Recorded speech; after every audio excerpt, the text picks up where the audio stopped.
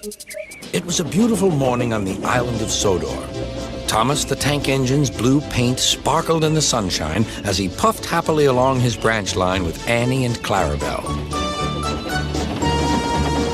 He was feeling very pleased with himself.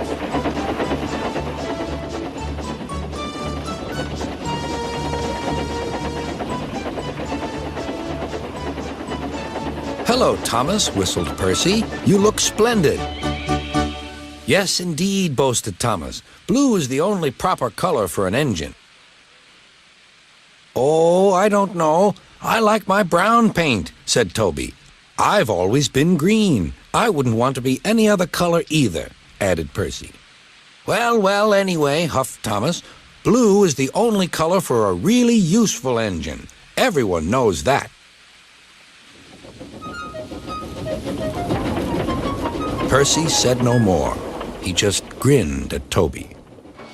Later, Thomas was resting when Percy arrived. A large hopper was loading his freight cars full of coal. Thomas was still being cheeky. "Careful," he warned. "Watch out with those silly cars." Go on," muttered the cars. "And by the way," went on Thomas, "those buffers don't look very safe to me." The last load poured down. "Help! Help!" cried Thomas. "Get me out!" Percy was worried, but he couldn't help laughing.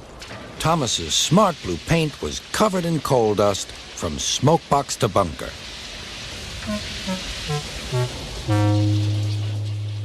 "Ha ha!" chuckled Percy. "You don't look really useful now, Thomas. You look really disgraceful." "I'm not disgraceful," choked Thomas. "You did that on purpose. Get me out."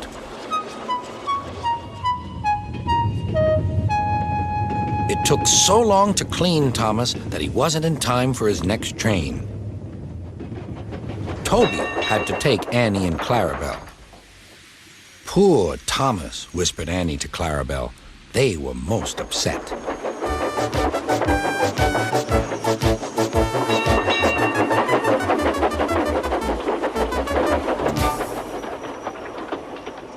Thomas was grumpy in the shed that night.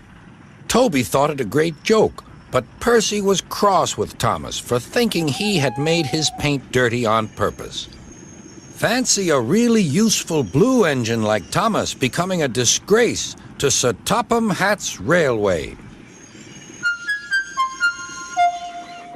Next day, Thomas was feeling more cheerful as he watched Percy bring his cars from the junction.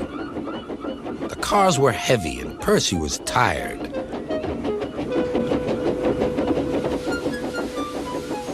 "Have a drink," said his driver. "Then you'll feel better." The water column stood at the end of the siding with the unsafe buffers.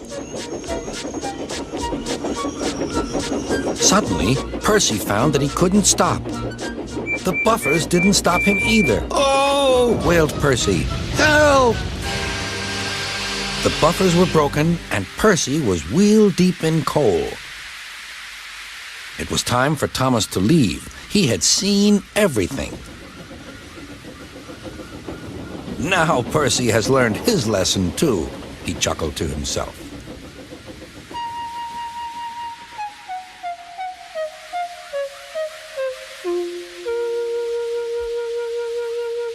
That night, the two engines made up their quarrel.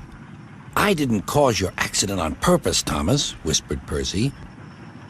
"You do know that, don't you?" "Of course," replied Thomas, "and I'm sorry I teased you. Your green paint looks splendid again, too. In future, we'll both be more careful of coal."